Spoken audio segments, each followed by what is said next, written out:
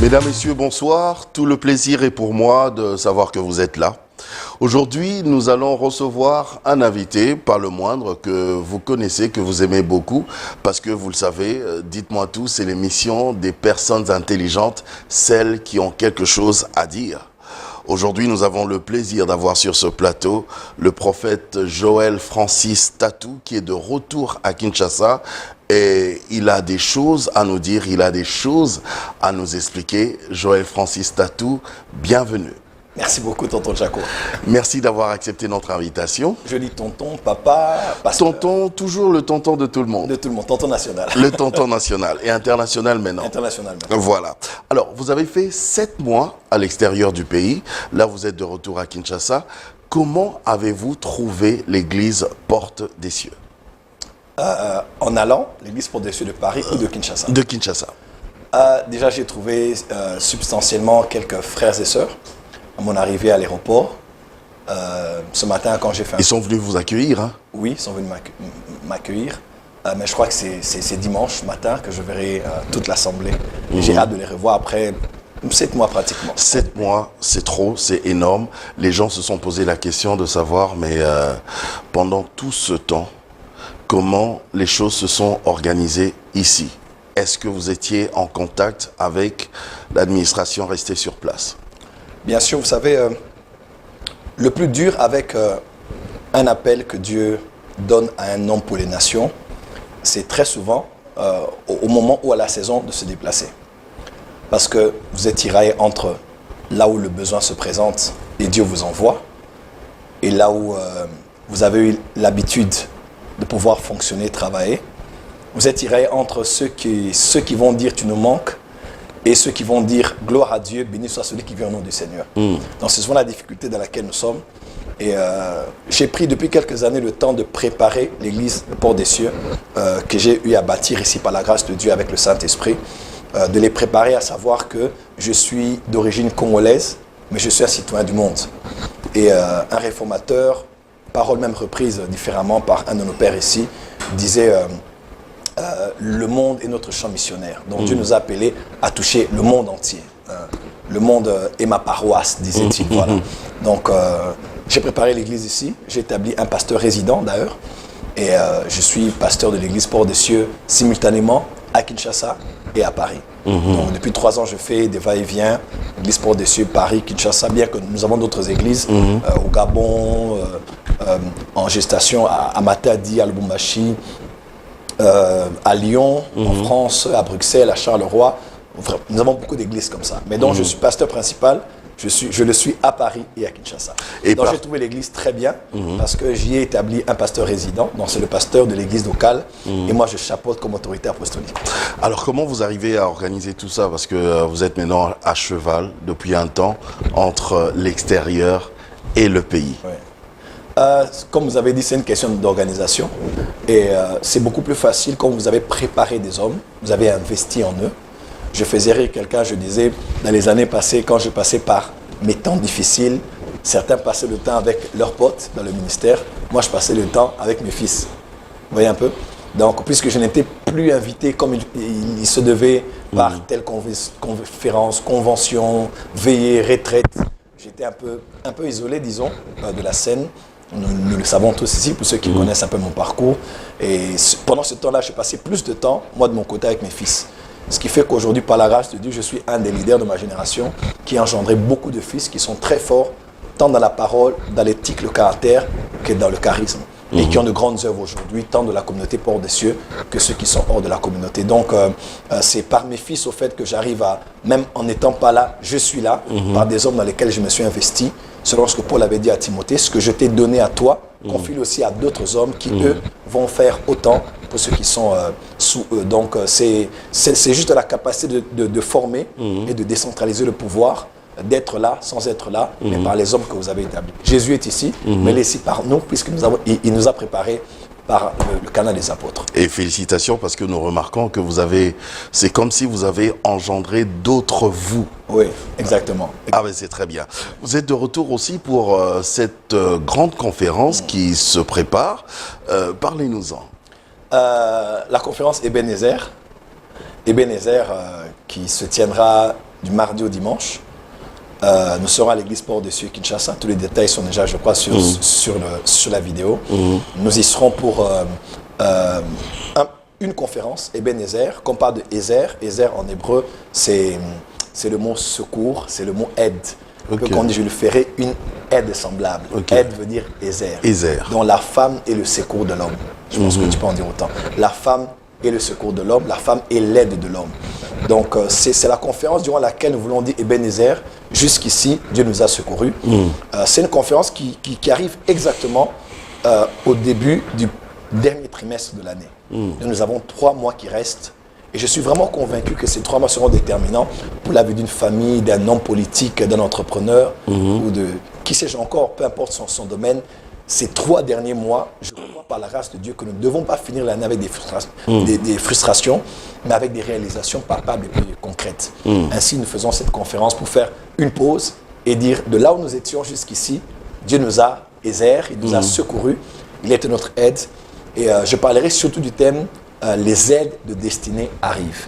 Parce que quand Dieu vous aide, il envoie des hommes qui vous aident.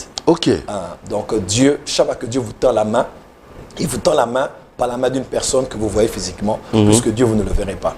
Voyez-vous, Dieu s'est souvenu. Joseph disait à cet homme, souviens-toi de moi quand tu seras promu. Il parlait de les chansons, n'est-ce pas? Et cet homme l'a oublié. Mais quand Dieu s'est souvenu de lui, les chansons s'est souvenu de lui. Donc, des fois, on met la pression sur des hommes de ne pas penser à nous. Ce n'est pas parce qu'ils nous ont oubliés, mais parce que Dieu nous a réservés. C'est quand Dieu se réveille sa mémoire qu'il réveille aussi celle des hommes. Donc, je crois de tout mon cœur que cette conférence, Dieu a décidé d'envoyer 5 à 6 types d'aides de destinée qui vont venir sur votre chemin, vous tenir la main, croire en vous, vous aimer et vous emmener là où Dieu vous attend. J'ai envie de poser des questions sur les détails, mais je préfère garder ça et venir à la conférence. Il faut venir à Sport des Cieux, limité 10e rue, numéro 5, côté industriel, à partir de 17h tous les soirs. Nous serons là pour vraiment une conférence prophétique par la parole, par les services. Je crois qu'il y a un esprit dans cet enseignement qui fait en sorte que les aides destinées, vous allez vraiment les voir durant cette saison. Parlons-en du prophétique. Depuis un temps, j'ai remarqué que les pasteurs, parce qu'il y a les pasteurs, les docteurs, les prophètes, etc. Mais j'ai remarqué que les pasteurs, enfin ceux qui ne sont pas prophètes, viennent avec des prédications un peu pour décourager le prophétique. Qu'est-ce que vous dites ? Au fait, je n'ai jamais compris pourquoi certains, pas tous, certains pasteurs dans la sécurité, lorsqu'ils veulent protéger leurs brebis, attaquent d'abord les prophètes. Ou disons même les faux prophètes.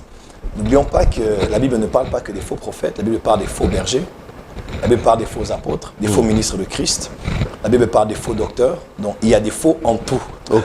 J'étais en Europe, j'ai même posé la question, il y a ici des faux euros. Ils ont dit oui, il y a des faux euros. Parce que des fois, nous ici, on voit faux francs congolais, faux dollars, et pourtant il y a aussi des faux euros, des faux shillings et autres. Donc il y a du faux dans tout, il y a l'original, il y a la photocopie, et il y a aussi le faux qui n'existe pas. Mais qu'est-ce qui gêne chez vous ? Qu'est-ce qui les gêne? Enfin, essayons de réfléchir. Qu'est-ce qui peut les gêner? Bon, j'aimerais me mettre un peu à la place... dans le prophétique. J'aimerais me mettre un peu à la place d'un pasteur haineux qui s'attaque au prophétique, ou des fois par ignorance. Je vais peut-être dire 2, 3, 4 ou 5 raisons. La première, j'aimerais dire, certains le font par ignorance. Parce que plusieurs croient en la cessation de certains ministères, c'est-à-dire, il y a des ministères parmi les 5 qui ne devraient plus avoir lieu de raison d'être. C'est-à-dire, aujourd'hui, on a des pasteurs, on a des évangélistes, mais comme de leur communauté, on ne reconnaît ni les apôtres, ni les prophètes, ni les docteurs. Docteur encore, il faut être docteur en théologie. Ainsi, par cette ignorance, ils attaquent les prophètes parce qu'ils croient que les prophètes ne devraient pas exister. Et pourtant, Jésus dit que c'est dans Éphésiens 4, verset 9, en bas, Paul dit qu'ils vont travailler pour le perfectionnement des saints en vue de l'œuvre du ministère, jusqu'à ce que nous parvenions à l'unité de la foi, à l'épignosis du Fils de Dieu. Donc les 5 ministères, apôtres, prophètes, pasteurs, docteurs, évangélistes, vont travailler pour équiper les saints, pour perfectionner les saints, jusqu'à ce que... Donc puisque l'Église n'y est pas encore, les 5 dons vont continuer à travailler. Donc certains pasteurs, c'est juste par ignorance, parce qu'ils croient à la cessation de certains ministères qui ne devraient plus exister aujourd'hui. Deuxièmement, je crois aussi que c'est à cause des abus. Et ça, c'est un déséquilibre. Puisque certains prophètes ont fait beaucoup de dégâts, beaucoup d'abus. On se dit, il faut prévenir l'Église. Ça ne part pas toujours d'une mauvaise foi, mais des fois par un certain extrémisme qui fait en sorte qu'on attaque plus les prophètes, parce qu'on a été témoin des dégâts des faux prophètes. Troisièmement, peut-être que parce que maintenant aussi le prophétique, vous avez beaucoup de succès. Voilà. Les gens veulent comprendre ce qui se passe dans leur vie et c'est via vous. Troisième raison, je crois aussi que c'est à cause de l'insécurité. Vous voyez, quand on est pasteur, on prêche bien, mais à la fin, on ne résout pas tout. Parce que les gens ont des questions. Vous savez, aujourd'hui avec la météo au Congo ou en Europe ou ailleurs, la météo nous aide à savoir ce qui arrivera demain, afin de s'aligner, son rendez-vous, le lieu du rendez-vous, comment on va s'habiller en fonction de la météo. Là, nous entrons en hiver déjà, dans les magasins, tout change au niveau de l'Europe. Pourquoi? Parce qu'on doit aligner la vestimentation, même l'alimentation, en fonction de la saison qui arrive. Okay. Alors, c'est inhérent à la nature humaine de vouloir connaître ce qui arrivera demain. Ou bien de savoir ce qui est caché. Ou même surtout l'origine de certaines choses. Telle chose m'est arrivée, est-ce ma faute? La faute de mes parents? D'où est-ce que cela vient? Au lieu de me culpabiliser que c'est à cause de moi, de prendre tout sur moi, peut-être que ce n'est pas moi, mais ça vient de quelque part ou avant moi. Mais quand tu vois quelqu'un qui te parle de ton arrière-grand-mère, de comment elle était, de ton grand-père, de ton père et de toi, et de ce qui est arrivé de manière générationnelle, en te révélant en fait que ce qui t'arrive vient de là, automatiquement tu t'attaches à cette personne. Donc au-delà d'une prédication, d'un bon sermon en hébreu et en grec, finalement on sent un vide, on se dit, il prêche bien, il m'édifie, mais il ne me donne pas la solution à mes vrais problèmes. Parce qu'à cause de ça, je n'éduque pas bien les enfants. À cause de ça, je suis malade. À cause de ça, j'ai un mari qui est parti. Vous voyez? Alors, la personne choisit entre un pasteur qui prêche un bon sermon, qu'elle respectera si c'est une femme toujours, et quelqu'un qui vient avec des choses pratiques sur votre vie. Okay. Beaucoup de pasteurs maintenant sont dans l'insécurité parce qu'ils se disent, si je la laisse regarder là-bas, elle ira voir trouver la solution à son problème. Et elle va rester là-bas. Rester là-bas. Alors il faut maintenant, par insécurité, discréditer les prophètes afin d'empêcher les gens, discréditer au niveau de parler de ça comme étant quelque chose d'immature. Donc ce n'est pas mature. Et aimer la parole, aimer la doctrine, ne suivez pas les prophètes. N'allez pas vers les prophètes, excusez-moi, on va à la boulangerie pour avoir du pain, on va à la station d'essence pour avoir le carburant, on va chez un prophète pour écouter Dieu. Ouais, donc on ne peut pas dire qu'on va aller chez un prophète pour autre chose que pour la parole, mais aussi écouter la voix de Dieu. Donc beaucoup de pasteurs aussi, c'est dommage, mais ce n'est pas tous, bien sûr, se sont fermés à ça parce qu'ils ont peur que les gens aillent de l'autre côté. Parce qu'aussi les gens aiment le sensationnel, aiment ce qui est spectaculaire. Et cela ne doit pas être le cas. Un pasteur qui a une vision apostolique de l'Église fera en sorte de passer plus de temps de parler des biens fondés du ministère prophétique et mettre aussi de côté l'équilibre pour les mises en garde et les avertissements que de passer le temps à seulement rester à attaquer. J'ai toujours dit, tonton Jaco, quelque chose qui est très important en pédagogie, en sociologie, même en éducation. Lorsque vous voulez former votre fille à être équilibré et à faire attention aux hommes qui sont des menteurs. Si une maman prend sa fille pour lui dire tous les jours fais attention aux hommes qui sont des menteurs, fais attention aux hommes qui sont des menteurs, et qu'elle dit à sa fille pendant 6 mois, son souci à elle, c'est de la prévenir des hommes menteurs. Mais la pédagogie n'est pas bonne. Tellement qu'elle a parlé de ceux qui sont des menteurs, voyez-vous, elle n'a pas dit que risque de généraliser. Voilà. Elle n'a pas dit que tous les hommes sont des menteurs. Mais parce qu'elle a seulement dit, fais attention aux hommes qui sont des menteurs. Pendant 6 mois, ce qu'elle a dit à sa fille deviendra le standard sur lequel la fille jugera tous les hommes. Après 6 mois, un homme débarque, même s'il est bon, le premier réflexe sera les menteurs. Même si sa maman ne lui a pas dit que tous sont ainsi. Ainsi, en tant que pasteur, comprend plus le temps de dire faites attention aux fausses prophéties, faux prophètes, sans le savoir, on rend un mauvais service au corps du Christ, on détruit l'œuvre du Saint-Esprit, parce qu'on prédispose les membres de nos églises à n'attendre que les faux et à n'être prédisposés qu'à se défendre face à ceux qui peuvent être des faux. Le plus important, c'est de dire ma fille, voici, les hommes ont été créés par Dieu, nous sommes tirés d'eux, les hommes sont des êtres imparfaits, mais Dieu nous les a donnés. Elle montre les bons côtés, mais de l'autre côté aussi, elle met la mise en garde. Donc on doit parler du vrai, mais équilibrer un peu avec le faux, et non plus parler du faux en voulant équilibrer un peu avec le vrai. Et certains ne parlent même pas des vrais prophètes, parce que j'ai posé à un pasteur, je lui ai dit finalement, si tout le monde est faux, montre-moi alors qu'ils sont vrais. Parce que généralement c'est tel est faux, tel est faux, tel est faux, tel est faux. Finalement, cite nous-mêmes 5 vrais que tu connais. À la fin, c'est lui seul qui est vrai. Et j'ai remarqué, tonton Jaco, les hommes de Dieu qui n'ont pas de message font généralement deux choses. Quand on voit un homme de Dieu qui n'a pas de message, il fait deux choses. Soit, un, il attaque le message des autres, ou soit, il prêche le message des autres. Ok. Quand tu vois un homme de Dieu qui passe son temps sur YouTube ou à la télé comme ça, il ne parle que des hommes de Dieu, il ne commente que l'actualité des hommes de Dieu, que le message des hommes de Dieu, que les prédications des hommes de Dieu, il n'a pas de message. Un homme qui a un message et un mandat, il passe son temps à prêcher ce que Dieu lui a dit. Ok. Ouais. Il passe son temps à dire ce que Dieu lui a dit et non de commenter Et ce non que les autres chercher ont à dit. recadrer. Voilà. Parce que que quelqu'un qui n'a pas de message passe son temps à attaquer le message des autres ou à prêcher le message des autres parce qu'il n'a pas de substance. Mais quelqu'un qui est très occupé dans son mandat et son appel prend son temps de diffuser ce que Dieu lui a donné et de moins passer le temps de voir ce que les autres font. J'ai posé cette question expressement, mon prophète, parce que j'ai remarqué que, alors que vous étiez à l'extérieur du pays, là-bas, je sentais la soif des enfants de Dieu de vouloir vous écouter. Alors que ici, dans votre propre pays, Oui. on vous traite de faux, on vous traite de mankioniste. Est-ce qu'on peut dire que nul n'est prophète chez soi? Ah, je sais pas. Je sais pas. J'aime tellement mon pays, Dieu sait combien. Ou on peut dire que JFT n'est pas prophète chez lui? Je sais pas. Je sais que... Ou vous êtes peut-être mal compris, mon prophète? Je sais pas. Non, sincèrement, sur les questions existentielles pour moi aujourd'hui, je me demande... je peux être honnête avec vous, je me demande... Allez-y, je ne veux pas vous embarrasser, hein, c'était juste pour... oui. Non, peut-être que tu es en train de rêver quelque chose D'accord. qui me taraude un peu l'esprit actuellement. Je ne sais pas si... je sais que je suis Congolais, les Congolais, nous sommes comme nous sommes. Mais je ne crains peut-être que quand je lis un peu l'histoire des prophètes de ce pays, en commençant par Kimbangu, et la plupart des prophètes que je connais, que je vois quitter le pays, pour une raison ou une autre, hein, je ne suis pas là pour parler, commenter la vie des gens, Oui. j'ai peut-être l'impression que il semble que nous ne sommes pas très bien compris dans notre propre pays. Pourquoi? Peut-être c'est pour confirmer ce que vous avez dit, nous les prophètes chez soi.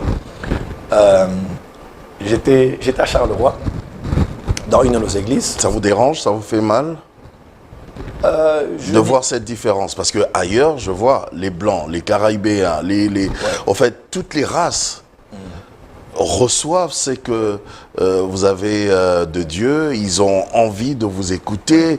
Je vois même des gens tomber pendant que vous faites des services, des Blancs qui ne sont pas des Noirs. Des prophéties. Des précises, prophéties, détaillées. oui, Ouais. bien détaillées et ils y croient. Mais ici, on vous traite de faux. Je ne sais pas ce que je veux dire, mais j'étais à Charleroi dans une de nos églises. J'arrive à l'église et je donne une parole de connaissance par le Saint-Esprit. Et le pasteur de l'église me dit, non, la personne dont vous parlez, prie dans l'église qui est au rez-de-chaussée. Donc c'est un bâtiment, un hôtel, et il dit que c'est une église en bas, et église italienne. J'ai dit, d'accord, et qu'est-ce qu'on fait? On va chercher la sœur qui était à la chorale en train de chanter. Elle monte au culte chez nous. Et pendant qu'elle vient, Dieu parle sur sa vie, sa mère, sa vie, sa famille. Et je lui donne le nom d'une autre personne. Elle dit, oh, c'est la personne qui est à mes côtés à la chorale, en bas alors qu'on chante. Elle allait chercher la personne en bas. Elle est montée avec elle. Pendant que je lui parlais, elle a dit, mais qui vous a dit ça? C'est pas possible. Comment vous savez ça? Et elle était toute rouge. C'était une Belge d'origine. C'était une blanche, une européenne. Tout ébahi.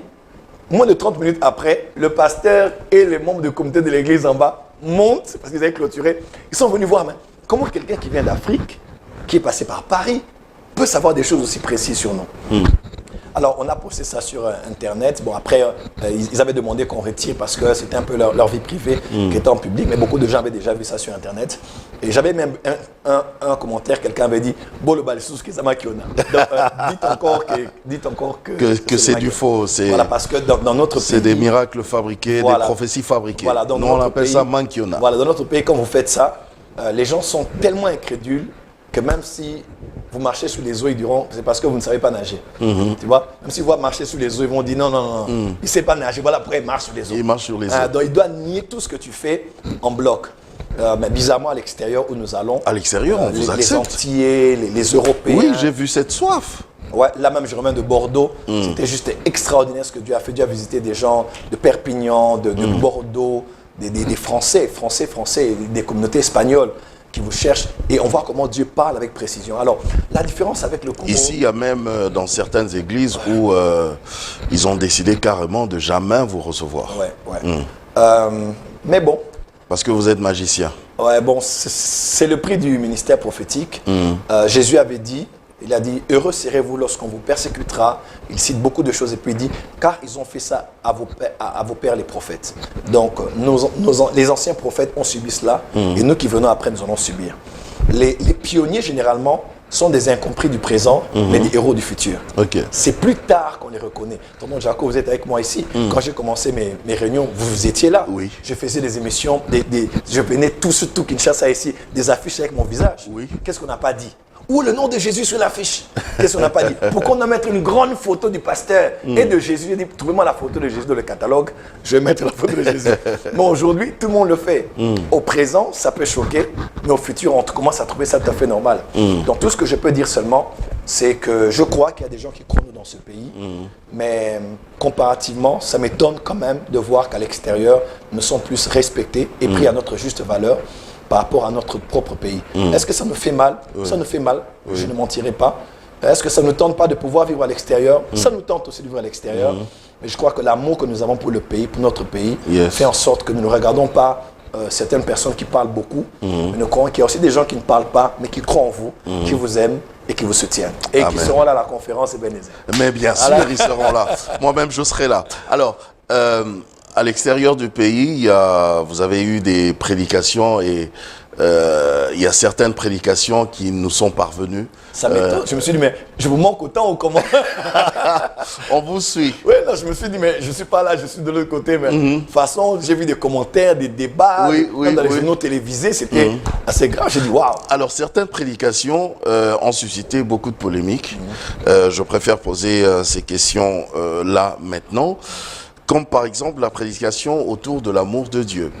Vous avez dit dans une de vos prédications que dans le Nouveau Testament, Dieu ne nous demande pas de l'aimer.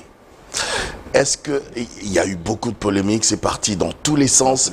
Il y a même un des hommes des dieux ici, un père, qui vous a critiqué, qui vous a canardé, qui vous a même carrément traité de prophète, qui n'est prophète que dans son quartier. Est-ce que vous pouvez nous éclairer là-dessus? Merci beaucoup pour l'opportunité qui m'est accordée. Je crois que même un voleur ou un criminel a le droit à la parole. A le droit à la parole. Voilà. Il a le droit de se défendre aussi, de dire un mot s'il se reconnaît innocent ou coupable. Je vais d'abord dire 2-3 choses. La première des choses que j'aimerais dire, c'est que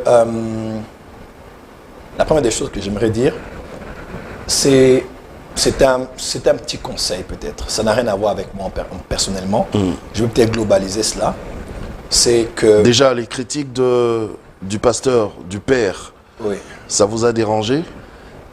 On m'a envoyé la vidéo. Ses propos? Oui, on m'a envoyé la vidéo. Ses propos vous ont dérangé? Je l'ai vu plus d'une fois. Oui. On s'est vu plus d'une fois. On s'est salué. Je l'ai salué très respectueusement. Je le respecte lui ainsi que sa femme et l'église sur laquelle Dieu l'a établi. Il fait un grand travail, un bon travail dans le corps de Christ.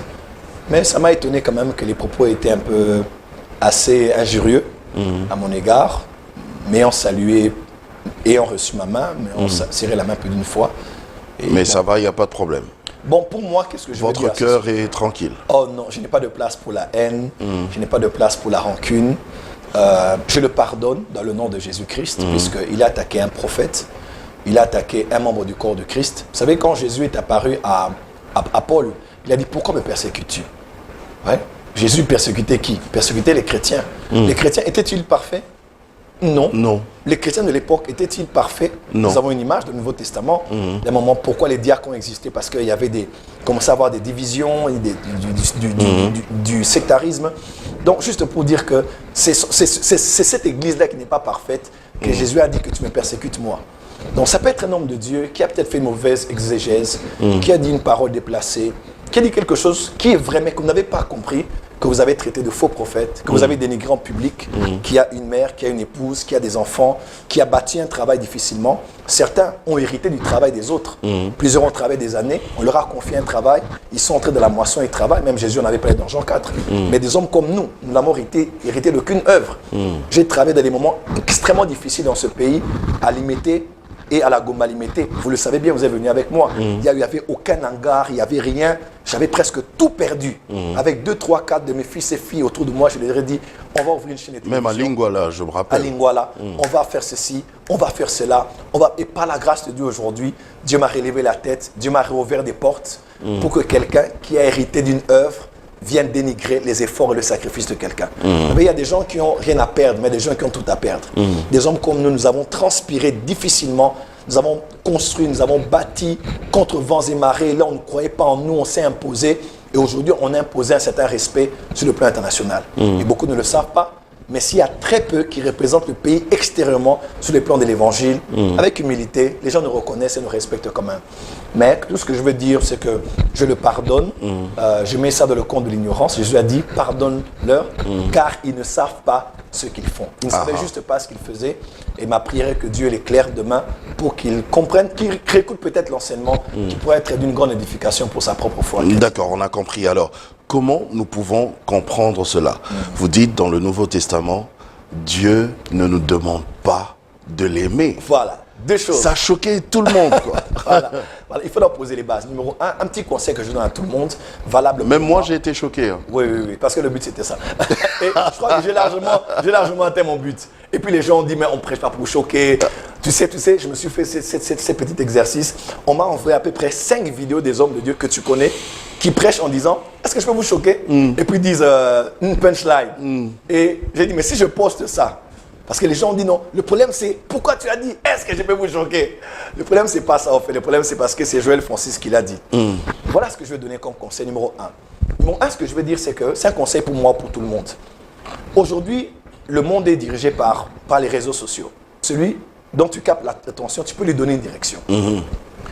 Aujourd'hui, la plupart de tout ce qui se traite dans le foyer, dans la politique, dans les relations humaines, sont jugés par rapport à ce qu'on dit sur les réseaux sociaux. 1. YouTube n'est pas le jugement dernier. 3. TikTok n'est pas le Saint-Esprit. Il faut faire très attention. Aujourd'hui, on peut tuer la vie de quelqu'un, on peut détruire un couple, anéantir un ministère, juste parce qu'on a pris un texte, sorti de son contexte, on en fait un prétexte. Aujourd'hui, puisque les gens savent comment faire les miniatures, les gens savent comment mettre les titres astronomiques, on va prendre une petite partie et on te l'envoie. Et quand on te l'envoie, tu vois le titre déjà, tu es psychologiquement prédisposé à interpréter le contenu en fonction du titre qui a été écrit. Et tu es influencé aussi. Influencé. Je te raconte peut-être la petite histoire. On était tous à Kinshasa, on a tous entendu Guégué. Mais nous, au début, tout le monde avait entendu Jésus.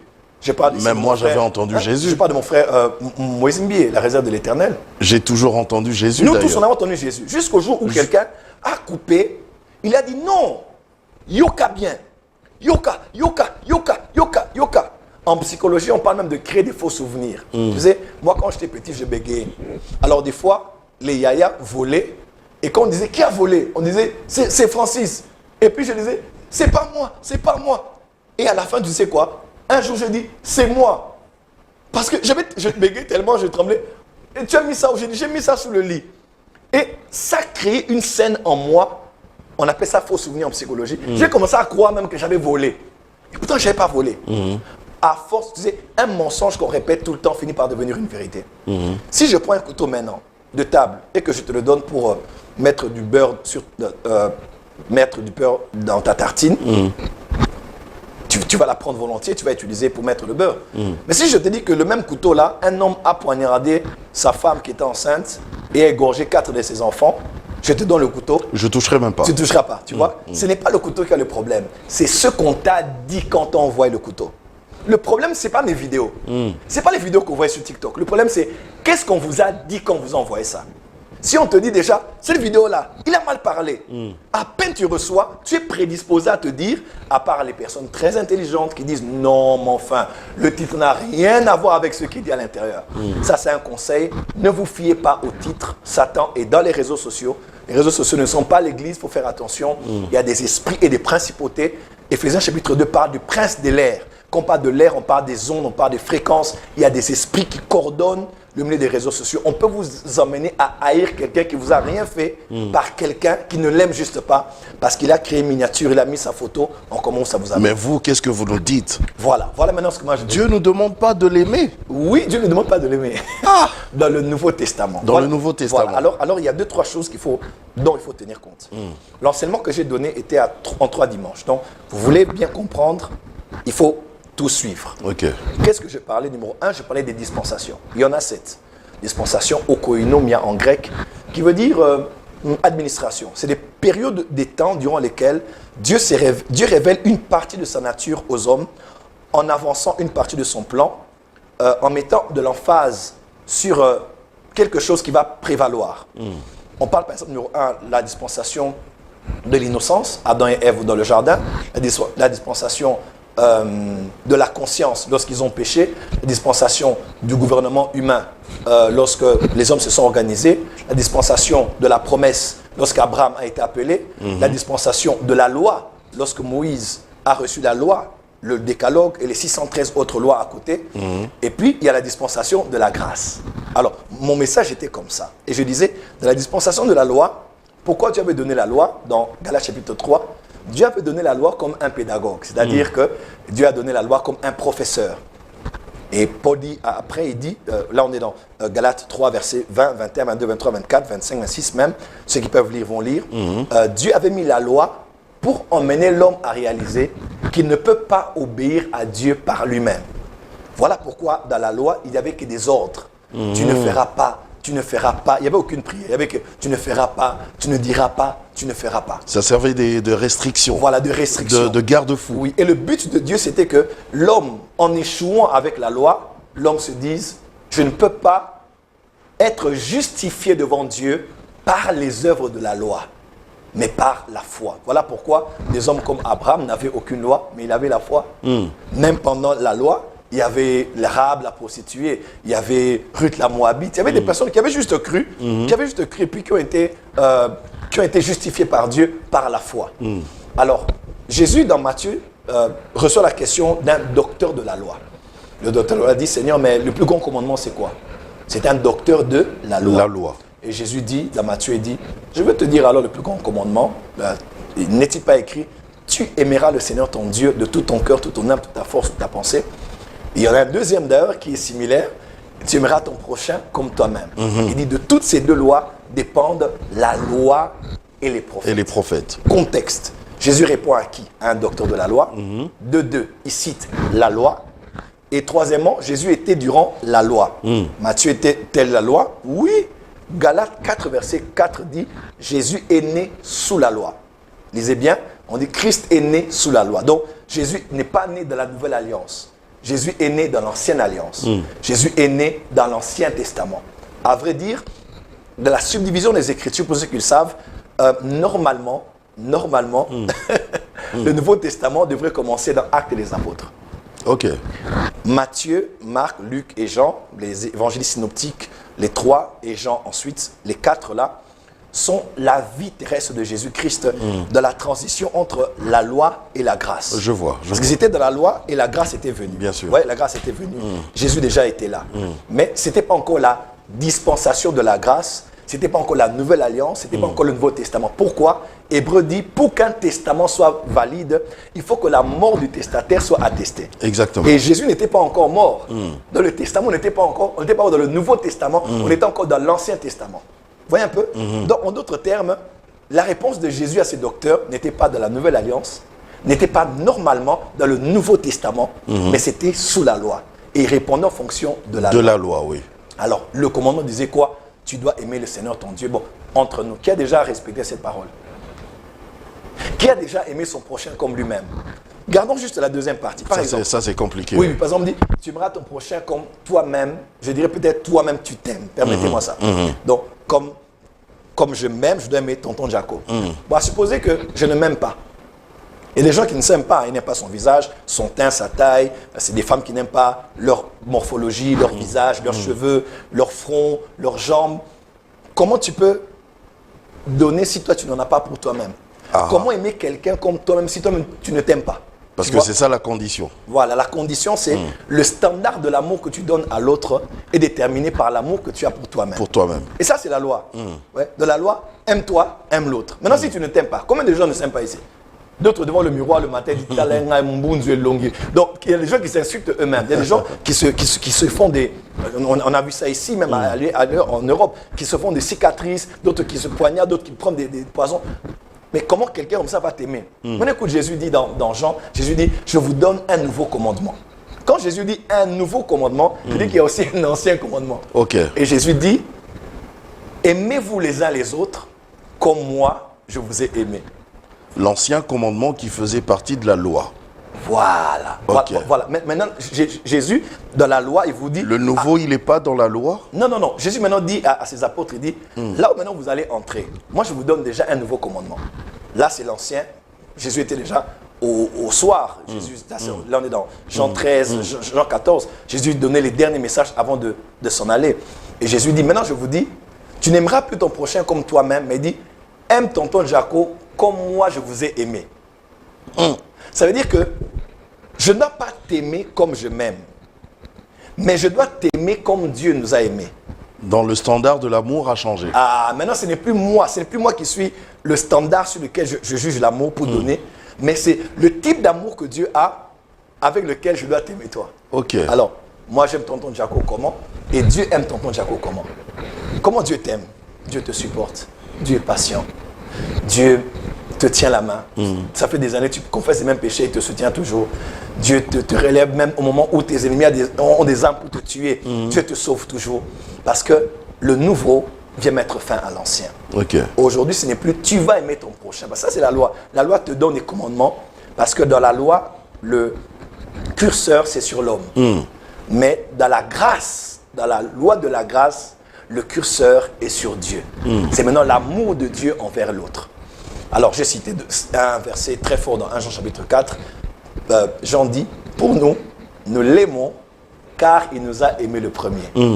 Le scandale, c'était lequel dans la francophonie? C'était comment le prophète Joël peut dire que Dieu ne nous dit pas de l'aimer. Je n'ai jamais dit ça. Ceux qui ont suivi la série, oui, il faut aimer Dieu. J'ai même prêché ça dimanche à Bordeaux. J'ai dit, aimer Dieu, il faut aimer Dieu. Mais seulement, on n'aime pas Dieu comme ayant l'amour de nous-mêmes. Papa, tu vas créer l'amour comment? J'ai du lait, du chocolat, je fais du chocolat chaud. On crée l'amour comment? Quelqu'un va dire non. Ceux qui veulent aimer Dieu doivent obéir au commandement. Allons dans l'église d'Éphèse, Apocalypse 2. C'est une église qui obéissait. C'est une église qui était forte dans les œuvres. C'est une église qui était persévérante. Jésus dit, mais tu as abandonné ton premier amour. En d'autres termes, l'amour n'est pas forcément évalué en fonction de l'obéissance aux lois. Si c'était seulement ça, les pharisiens seraient meilleurs que nous. Les Sadducéens, c'est parce que Jésus même dit, mais si votre justice ne surpasse pas, parce que ces hommes-là étaient forts en matière des œuvres, mais il y a une différence entre faire des œuvres émanantes de toi et faire des œuvres émanantes d'une œuvre plus parfaite que celle que vous faites, c'est-à-dire l'œuvre de la croix de Jésus. Aujourd'hui, je n'aime plus Dieu parce que je vais créer l'amour pour l'aimer. On ne sait pas aimer Dieu, mais j'aime Dieu parce que lui, il m'a aimé le premier. Okay. En d'autres termes, mon amour n'est pas l'amour que je donne, mais mon amour est le reflet de l'amour qu'il m'a donné. C'est parce que je réalise que lui m'aime. Dieu m'a aimé. On dit en quoi consiste l'amour? C'est que quand nous étions encore pécheurs, Jésus est mort pour nous. Quand je vois la croix, quand je vois ce que Jésus a fait pour moi, Jésus a payé un grand prix pour moi. Puisque Dieu a manifesté son amour, quand Jésus est mort pour moi à la croix, en ayant la révélation de cet amour, en étant enraciné dans cet amour, l'amour de Dieu va créer de l'amour dans mon cœur pour que je l'aime de son amour. Et non que je l'aime de l'amour que je me crée moi-même. Aujourd'hui, je ne dirai plus aime Dieu. Non, je dirai à quelqu'un, découvre comment Dieu t'a aimé en te présentant Jésus à la croix. Et ce que Jésus a accompli, c'est l'œuvre la meilleure dans laquelle tu dois placer ta foi et qui va produire en toi des œuvres qui vont plaire à Dieu. C'était tout simplement ça. Et puis tu sais maintenant, ce qui est le plus drôle, c'est que je crois que Dieu du au-dessus a dit, eh ben, mes enfants se disputent sur Internet à cause de mon amour. Quand j'ai fait un débat sur l'amour de Dieu, les gens se sont insultés, se sont traités de magiciens, tout simplement parce que quelqu'un a dit, dans le Nouveau Testament, On doit aimer Dieu, oui. Il faut aimer Dieu. J'ai toujours prêché ça. Tu dois aimer Dieu. Tu dois craindre Dieu. Tu dois aimer Dieu. Mais seulement dans le Nouveau Testament, l'emphase, dans ce qui est mis beaucoup plus en premier, ce n'est pas ce que toi tu fais, mais c'est ce que Jésus a fait. Jésus a fait. Et c'est ça l'évangile. Ah, ah. Voilà. Là, nous avons compris. Alors, vous avez aussi parlé toujours de Jésus, hein? Ouais. Vous dites, chronologiquement parlant, Ah, je me rappelle. chronologiquement parlant, Jésus n'est pas le fils aîné. Le premier fils Le de Dieu. premier fils de Dieu. Voilà. Ah, ah. Ce n'est qu'une question. C'est un Encore polémique, encore vous avez choqué. C'était juste un petit jeu de français. Chronologiquement, chronologiquement, vient de chronos. Et chronos, ceux qui connaissent le grec, les légendes grecques, aujourd'hui, chronos, en parallèle ou en opposition avec kairos, chronos, c'est le temps linéaire. C'est le chronique, chronos, chronomètre, chronogramme. C'est l'heure de la montre. C'est le temps des hommes. Ok. Vous voyez? Quand le prophète Joël dit français, il dit chronologiquement, Jésus n'est pas le premier fils de Dieu, il parle du temps des hommes. La terre a, selon les Hébreux, 6000 ans. Right? Jésus est venu, ça fait 2000 ans. Nous allons à la 3000e année maintenant. Vous voyez? Donc, de ces 6000 ans, disons, des 4000 ans que nous avons eu, d'Adam à Jésus, nous avons eu 4000 ans, n'est-ce pas? 4000 ans. De ces 4000 ans-là, écoutez-moi très bien, de ces 4000 ans, c'est le temps chronos. Et dans le temps chronos, le premier à être appelé fils de Dieu, c'était Adam. Ok. Et là, c'est dans le chronos. Chronos. Des fois, les gens s'agitent. Dans le linéaire. Dans le linéaire. Chronologiquement parlant. Donc, vous avez fait exprès d'embrouiller les gens, quoi. J'aime ça, des fois, pour mieux communiquer. Un petit cours de français en passant, ça ne fait pas du mal. Okay. C'est vraiment juste un peu de français. Okay. Donc, chronologiquement parlant, dans le temps des hommes, le premier à être mentionné comme fils de Dieu, c'est d'abord Adam. Adam. Dans les évangiles, on dit clairement Adam, fils de Dieu. Mais dans le kairos, Adam, fils de Dieu.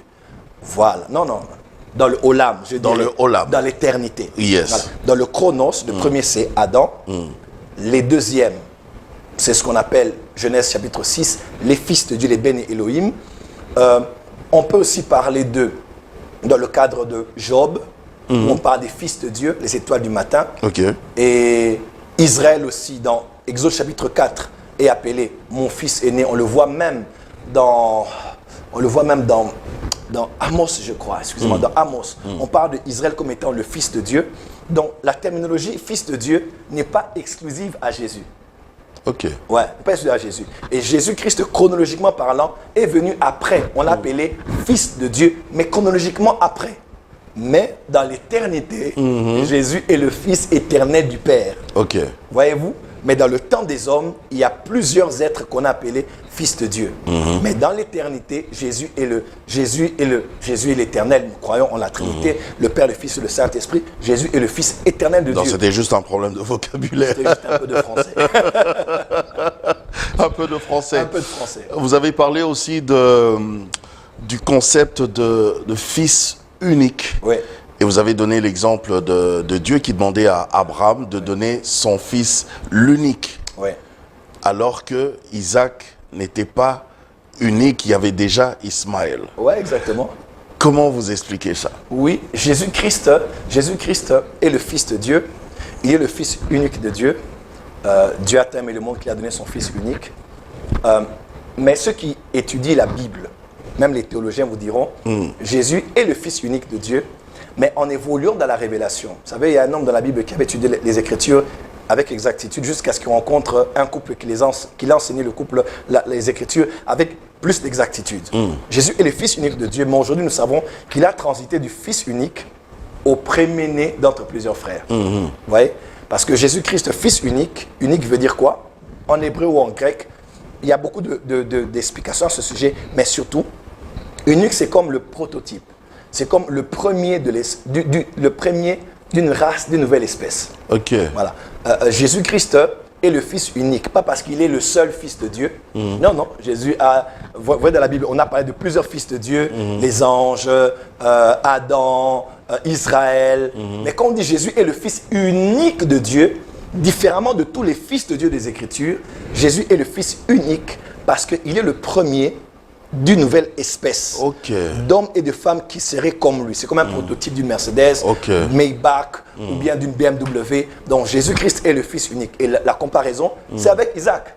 Il dit, prends ton fils, ton unique. Alors que Abraham n'avait pas qu'Isaac. Il y avait Ismaël. Oui. Mais quand il dit unique, c'est parce que c'est par Isaac que la lignée du Messie allait descendre. Et quand on dit Jésus est le Fils unique de Dieu, ce n'est pas qu'il est le seul Fils de Dieu, mais il est le Fils unique de Dieu parce que, il est d'abord Dieu lui-même. Deux, il est le Fils de Dieu, différemment de tous les autres Fils de Dieu, parce que eux sont des êtres spirituels ou humains, mais lui, il est Dieu lui-même, Fils. Et deuxièmement, parce que Jésus est notre grand frère aîné. Donc, nous sommes devenus fils de Dieu en lui. Voilà pourquoi on dit la création attend avec un ardent désir la manifestation des fils de Dieu. Et dans 1 Jean 1,12, on dit il leur a donné le pouvoir de devenir enfants de Dieu. En anglais, on dit sons of God. En d'autres termes, par Jésus, nous aussi qui n'étions pas fils de Dieu, nous sommes devenus fils de Dieu. Parce que lui, il est le Fils unique, il est le premier d'une nouvelle espèce dont nous en découlons. C'est clair. Aussi simple. Mais on s'est compliqué pour rien. Voilà pourquoi des fois, il faut éviter de s'agiter. Il faut prendre un peu d'eau, un peu de jus, un peu d'eau fraîche. Il faut respirer avant de s'agiter devant des vidéos. Vous voyez, c'est chaud, il a blasphémé. On ne peut pas se disputer autour de l'amour. Et j'espère qu'après cette émission, ils vont comprendre parce que je me rappelle, on avait tourné une émission avec vous il y a très longtemps qui avait aussi fait polémique autour de Jésus et Christ.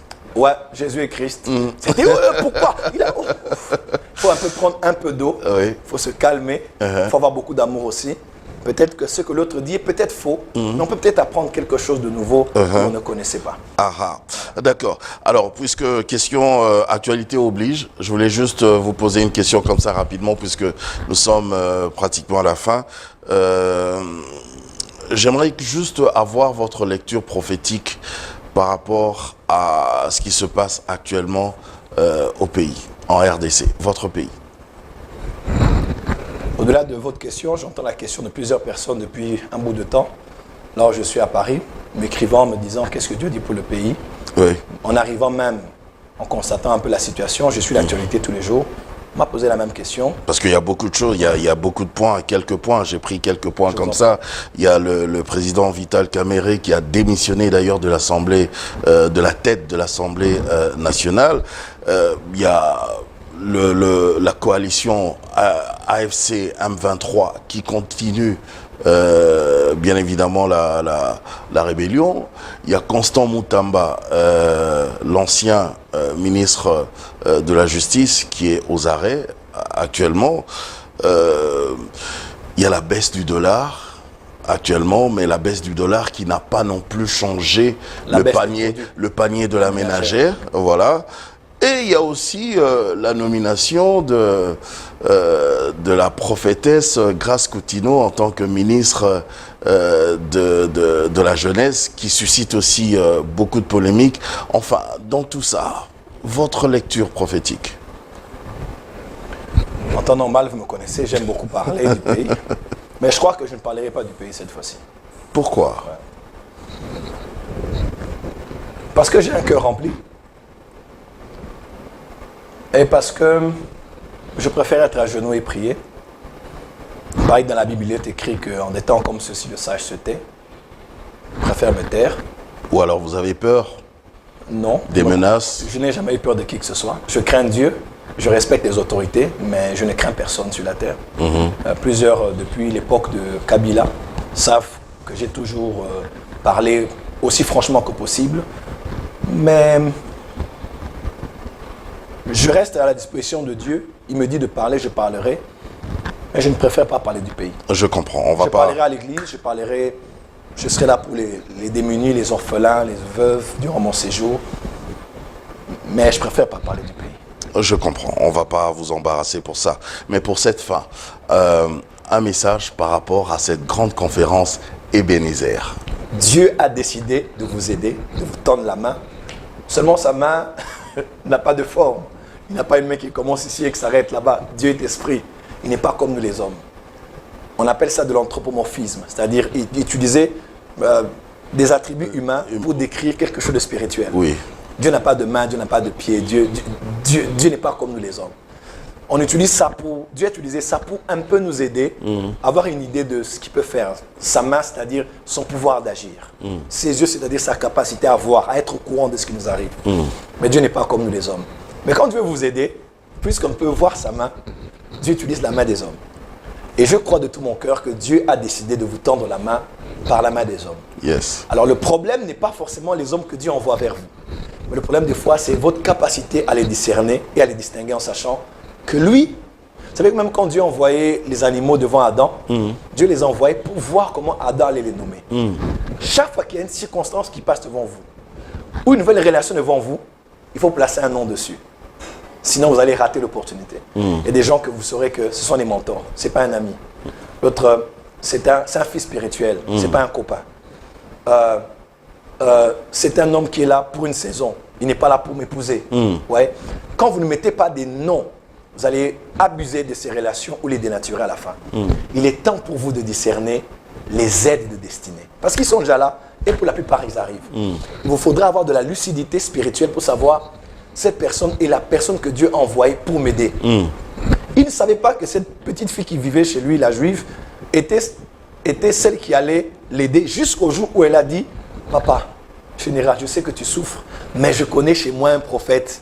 Si tu le rencontres, ta situation sera restaurée. » Je parle de Naaman, de Syrien, Yes. et je parle du prophète Élisée. Ainsi, vous avez peut-être des gens à vos côtés que Dieu vous a envoyés, mais il faut les distinguer, les discerner. Alors, cette conférence vient pour vous donner des outils bibliques, vous donner de la lumière pour que vous sachiez quelles sont les aides destinées et les types d'aides destinées que Dieu envoie pour vous apporter de l'aide et du soutien. Il y a ceux qui vous apporteront de l'argent, d'autres n'apporteront même pas de l'argent. D'autres ont seulement un carnet d'adresse. Il est un pont pour te prendre toi et te mettre en contact avec la personne que tu attendais. Donc les aides destinées sont en grand nombre, vous devez les connaître. Bibliquement parlant, il y a des exemples et je crois que l'esprit de ce message va libérer de nouvelles relations dans vos vies. Et papa, j'aimerais juste conclure en disant, je crois que Dieu est un Dieu de connexion divine, je crois que Dieu est un Dieu de déconnexion divine et je crois que Dieu est aussi un Dieu de reconnexion divine. Il y a des gens qui faisaient partie de votre vie, Satan vous a séparé peut-être par votre erreur, par votre manque de sagesse, peut-être par les hommes qui se sont immiscés dans vos relations. Mais il y a des gens que Dieu va vous reconnecter avec eux en cette saison. Et je sais que cette conférence viendra pour vous reconnecter avec des personnes qui font partie de votre destinée. Mais je crois que Dieu va vous déconnecter aussi de certaines personnes. Il faudra bloquer, bannir, un peu comme sur les réseaux sociaux de vos vies, les delete de vos contacts. Mais on a aussi de ceux qui sont nouveaux, tout frais, tout neufs, que Dieu a introduits dans votre vie et qui vont changer. Moi, je suis témoin de la présence des aides destinées. J'ai des hommes en cette saison qui m'ont pris la main, ils ont dit, prophète Joël, on aime qui tu es, on aime ce que tu fais. Et malgré les combats, on est avec toi. Et j'ai vu des portes s'ouvrir pour moi. Dieu, je ne l'ai pas vu, mais je l'ai vu par les aides de destinée. Bienvenue à la conférence Ebenezer à l'église Port des Cieux. À quelle heure? Voilà, chaque jour à 17h, dans les dates qui sont sur cette vidéo. En tout cas, merci beaucoup Joël Francis. C'est moi de vous remercier pour le privilège. En tout cas, on va vous laisser vous reposer parce que vous êtes de retour à Kinshasa. Vous avez beaucoup travaillé, quand même, à l'extérieur. Je travaille toujours beaucoup. Aïe, aïe, aïe. Comme en Chine, on bosse comme en Chine. Je me rappelle d'un rappeur qui disait « On bosse comme des nouaches ». On bosse comme des nouaches. Les Chinois, nouaches en verlan. Oui, toujours. Vous êtes branchés. Hein. Très branché. Ah, section d'assaut. Merci à vous également de nous avoir suivis. On va se retrouver la prochaine fois pour un autre numéro de Dites-moi tout, l'émission des personnes intelligentes. Et quant à moi, je vous dis au revoir et portez-vous bien et bonne suite de programme. Au revoir. Au revoir.